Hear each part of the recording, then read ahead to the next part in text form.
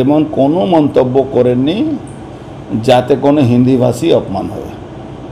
উল্টে উনি পুরো ভাষণটাই বক্তব্যটাই হিন্দিতে দিয়েছেন। আর হিন্দিভাষীদের নিয়ে তৃণমূলের চিন্তা করা দরকার নেই।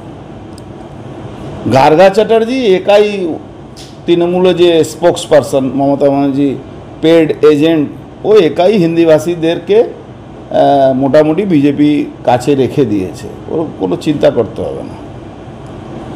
থাকলো সুবোধ অধিকারী, আবার মান সম্মান কিসের আছে? মমতা ব্যানার্জি তো এইসব মনে রাখে না। মমতা ব্যানার্জির কাছে নম্বর নেওয়ার জন্যে এইসব করছে। মমতা ব্যানার্জি যখন রেলমন্ত্রী ছিল তখন ওখানে একটা রেলের বাগান কারখানা খুলবে, সেখানে 32 কোটি টাকা মাটি ভরাট হবে। সেই কন্ট্রাক্টটা এই পেয়েছিল সুবোধ অধিকারী। আজ পর্যন্ত মাটিও ভরাট হলো না, কারখানাও খুলল না। তখন মমতা ব্যানার্জি এই কন্ট্রাক্টটা ওকেই দিয়েছিল। সুবোধ অধিকারী আবার মান সম্মান আছে নাকি? রেলের সমস্ত বাড়ির মধ্যে পয়সা নিয়ে নিয়ে রেলের জমি বিক্রি করে দিচ্ছে, রেলের পুকুর বিক্রি করে দিচ্ছে।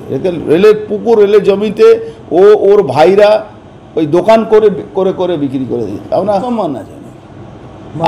আমি তো বলছি ওকে, যে সনমার্গ চিটফান্ডের কেসে, সনমার্গ চিটফান্ডের কেসে রাজু সাহানি অ্যারেস্ট হয়েছিল, সেই কেসে আসামিও আছে। ওর নামে চার্জশিটে আছে সুবোধ অধিকারী নামে। ওর আবার মান সম্মান আছে নাকি? ও তো যে কোনো সময় ওর সিবিআই ওর এগেনস্টে অর্ডার ক্যান্সেল করাবে, ওর প্রোটেকশনটা।